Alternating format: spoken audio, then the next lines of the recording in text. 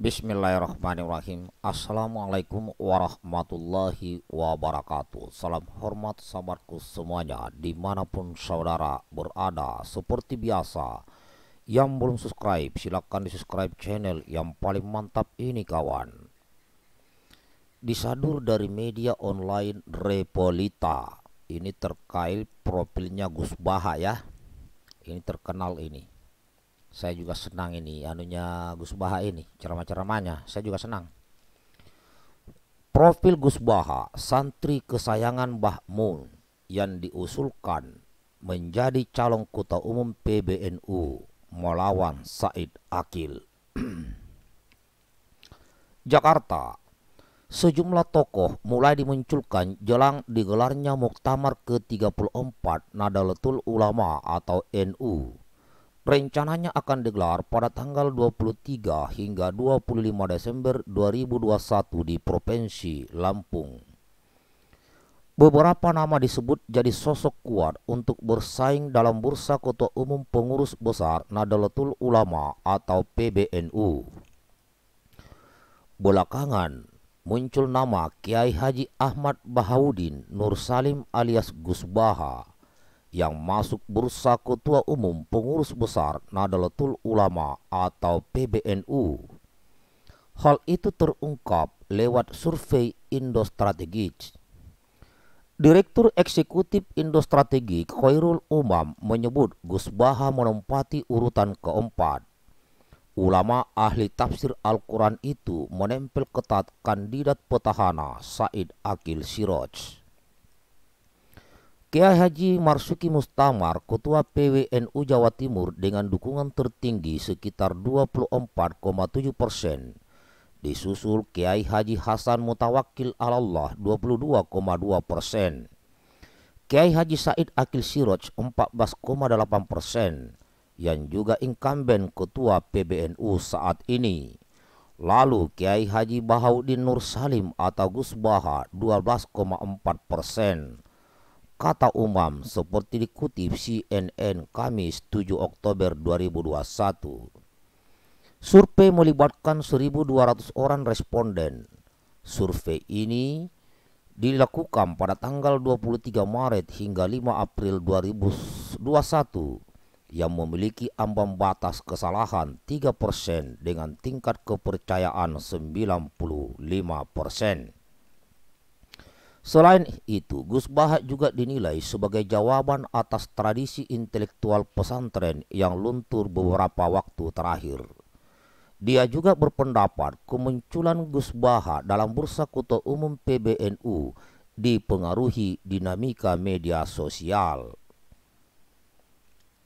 Lebih lanjut, Umam menyampaikan sebagian besar warga Nadiyin menghendaki suksesi ketua umum PBNU. Salah satu penyebabnya adalah gaya kepemimpinan Said Akil yang cenderung lekat dengan politik praktis. Gus Baha adalah santri kesayangan almarhum ulama karismatik yaitu Syekhina Kiai Haji Maumun Subair atau Mbah Mun, pengasuh pondok pesantren Al Anwar Sarang, Rembang. Profil dan biodata Gus Baha juga menjadi perburuan masyarakat yang ingin mengenal lebih lengkap sosok ulama ini. Lalu siapa sebenarnya sosok Gus Baha? Ulama hafal Al-Quran 30 juz yang kini menjadi primadona di YouTube. Dilansir dari Wikipedia, Kiai Haji Ahmad Bahaudin Nur Salim atau lebih dikenal dengan Gus Baha adalah salah satu ulama Nahdlatul Ulama yang berasal dari Narukan, Kragan, Rembang, Jawa Tengah. Gus Baha dikenal sebagai salah satu ulama ahli tafsir yang memiliki pengetahuan mendalam tentang Al-Quran. Dilansir surya.co.id dari situs Ma'had Ahli Jakarta dalam artikel berjudul Gus Baha, ahli tafsir didikan ulama Nusantara. Gus Baha disebut sebagai ahli tafsir asli didikan ulama Nusantara. Gus Baha yang ahli tafsir Dewan Ahli Tafsir Nasional yang berlatar belakang non-formal dan ahli tafsir yang mondoknya hanya di Nusantara. Pada sebuah kesempatan, Profesor Quraisyah berkata, sulit ditemukan orang yang sangat memahami dan hafal detail-detail Al-Quran hingga detail-detail fikih yang tersirat dalam ayat-ayat Al-Quran seperti Pak Baha. Gus Baha adalah putra seorang ulama ahli Quran, Kiai Haji Nur Salim Al-Hafiz dari Narukan, Kragan, Rembang, Jawa Tengah, sebuah desa di pesisir utara Pulau Jawa.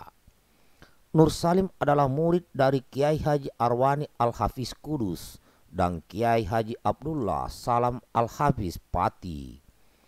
Dari silsilah keluarga ayah, dari buyut hingga generasi keempat kini merupakan ulama-ulama ahli Quran yang handal. Sedangkan silsilah keluarga dari garis ibu, Gus Baha merupakan silsilah keluarga besar ulama Lasem, Bani Mbah Abdurrahman Basaiban atau Mbah Sambu Lasem, yang pesantrennya ada di area Masjid Lami Lasen, Masjid Jami Lasem, sekitar setengah jam perjalanan dari pusat kota Rembang. Pendidikan. Gus Baha kecil mulai menempuh gemblengan keilmuan dan hafalan Al-Quran di bawah asuhan ayahnya sendiri. Di usia yang masih sangat belia, ia telah menghatamkan Al-Quran beserta qira'ah dengan lisensi yang ketat dari ayahnya.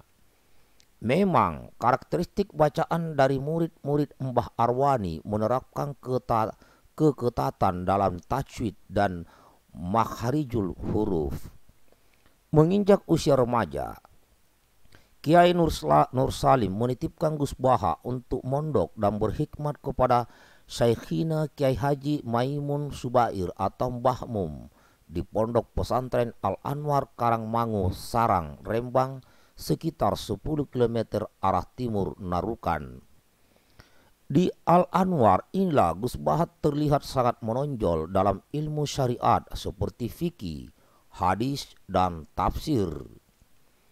Hal ini terbukti dari beberapa amanat prestisius keilmiahan yang diemban oleh ia selama mondok di Al-Anwar, seperti Rais Fatul Mu'in dan Ketua Ma'arif di jajaran kepengurusan PP Al-Anwar.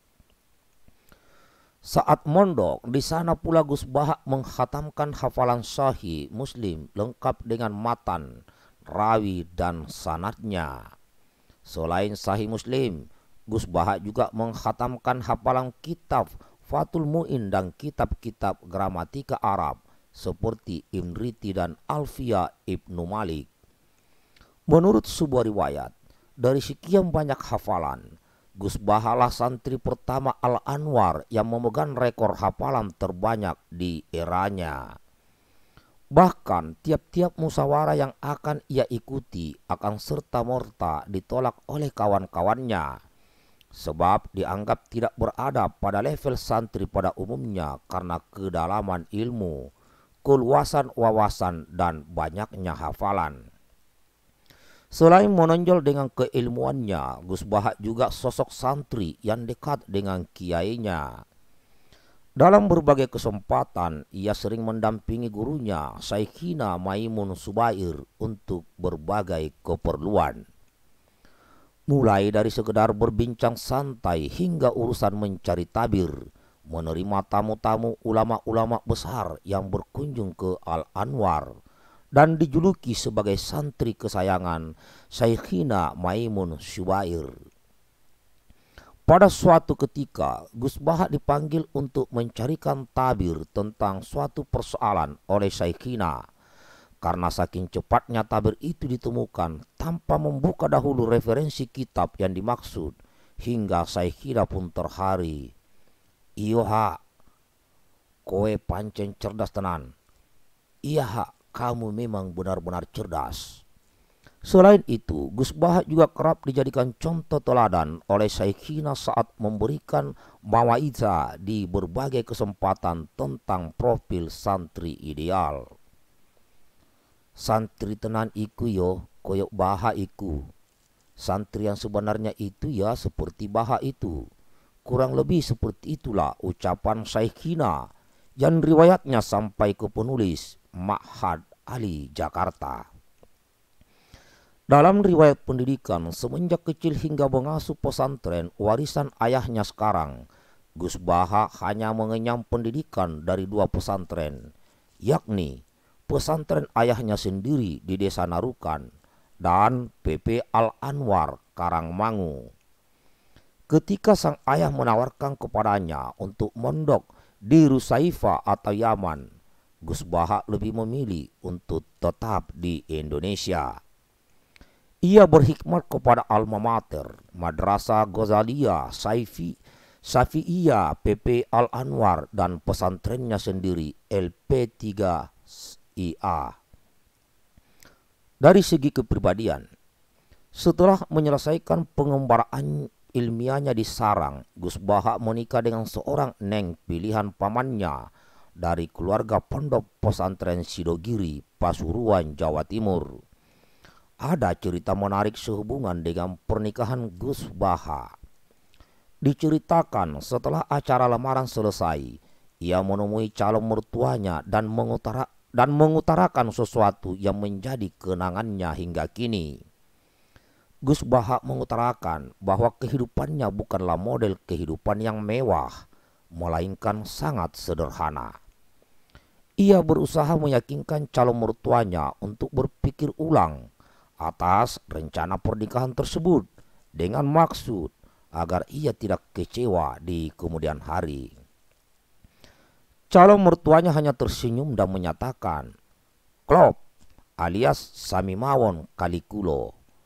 Saat berangkat ke Sidogiri untuk melangsungkan upacara akad nikah yang telah ditentukan waktunya, Gus Baha berangkat sendiri ke Pasuruan dengan menumpang bus reguler, bus biasa kelas ekonomi. Berangkat dari Pandaan menuju Surabaya, selanjutnya disambung bus kedua menuju Pasuruan. Hingga kini, bahkan setelah terkenal, Gus Baha masih sering naik bus saat bepergian. Setelah menikah, Gus Baha mencoba hidup mandiri dengan keluarga barunya dan menetap di Yogyakarta sejak tahun 2003. Selama di Jogja, ia menyewa rumah untuk ditempati keluarga kecilnya, berpindah dari satu lokasi ke lokasi lain. Semenjak hijrah ke Yogyakarta, banyak santri-santrinya di Karangmangu, Rembang yang merasa kehilangan induknya. Hingga pada akhirnya mereka menyusul ke Jogja, patungan menyewa rumah di dekat rumah Gus Baha. Tiada tujuan lain selain untuk tetap bisa mengaji kepadanya. Ada sekitar 5 atau 7 santri alumni Al-Anwar maupun MGS yang ikut ke Jogja saat itu. Ada 2 santri Gus Baha yang sangat terkenal, yakni Mas Ruhin dan Mustafa, yang sering disebut-sebut dalam ceramahnya di YouTube. Di Jogja inilah kemudian banyak masyarakat sekitar yang akhirnya minta ikut mengaji kepada Gus Baha. Pada tahun 2005, Kiai Haji Nur Salim jatuh sakit. Gus Baha pulang sementara waktu untuk ikut merawat sang ayah bersama keempat saudaranya. Namun siapa sangka beberapa bulan kemudian Kiai Nur Salim wafat. Gus Baha tidak dapat lagi meneruskan perjuangannya di Jogja sebab diamanati oleh ayahnya untuk melanjutkan tongkat estafet ke pengasuhan di LP3IA Narukan. Banyak yang merasa kehilangan atas kepulangan Gus Baha ke Narukan. Para santri sowan dan meminta kembali ke Jogja. Gus Baha pun bersedia, namun hanya 1 bulan sekali, dan itu berjalan hingga kini. Selain mengasuh pengajian, Gus Baha juga aktif di Lembaga Tafsir Al-Quran Universitas Islam Indonesia atau UII Yogyakarta. Gus Baha juga diminta untuk mengasuh pengajian tafsir Al-Quran di Bojonegoro, Jawa Timur. Di Jogja mendapat giliran minggu terakhir, sedangkan di Bojonegoro minggu kedua setiap bulannya. Hal tersebut dijalani secara rutin sejak 2006 hingga kini. Gus Baha adalah ketua tim Lajna Mushaf UII. Timnya terdiri dari para profesor, doktor, dan ahli-ahli Al-Quran seantero Indonesia seperti Profesor Dr. Quraisy Shihab, Profesor Jaini Dahlan, Profesor Sohib, dan para anggota Dewan Tafsir Nasional lain. Ketika ditawari gelar Dr. Honoris Causa dari UII, Gus Baha tidak berkenan. Dalam jagat tafsir Al-Quran di Indonesia, Gus Baha termasuk pendatang baru dan satu-satunya dari jajaran Dewan Tafsir Nasional yang berlatar belakang pendidikan non-formal dan non-gelar. Meski demikian, kealiman dan penguasaan, keilmuan Gus Baha sangat diakui oleh para ahli tafsir nasional. Pada suatu kesempatan pernah diungkapkan oleh Profesor Quraisy bahwa kedudukan Gus Baha di Dewan Tafsir Nasional selain sebagai mufasir juga sebagai mufasir faqih karena penguasaan pada ayat-ayat ahkam yang terkandung dalam Al-Quran. Setiap kali Lajna menggarap tafsir dan mushaf Al-Quran, posisi Gus Baha selalu di dua keahlian, yakni sebagai mufasir seperti anggota Lajna yang lain, juga sebagai faqihul Quran yang mempunyai tugas khusus mengurai kandungan fikih dalam ayat-ayat ahkam Al-Quran. Gus Baha atau pemilik nama lengkap Kiai Haji Ahmad Bahauddin Nur Salim kini menjadi idola masyarakat dan ceramahnya menjadi buruan para netizen terutama di YouTube. Sumber berita Ma'had Ali Jakarta. Artikel asli Tribun News. Demikian saudaraku terkait daripada profil Kiai Gus Baha. Bagaimana menurut saudaraku? Yang mana lebih mantap dan lebih cocok sebagai ketua PBNU di masa datang? Gus Baha atau Kiai Haji Akil Sirok? Silakan saudaraku memilih. Salam hormat buat semuanya. Sekali saya punya pesan, tolong pada saat memberikan pesan atau tanggapan atau masukan, tolong hindari kata-kata hinaan, cacian, makian, hujatan, merendahkan maupun meremehkan. Selamat. Assalamualaikum warahmatullahi wabarakatuh.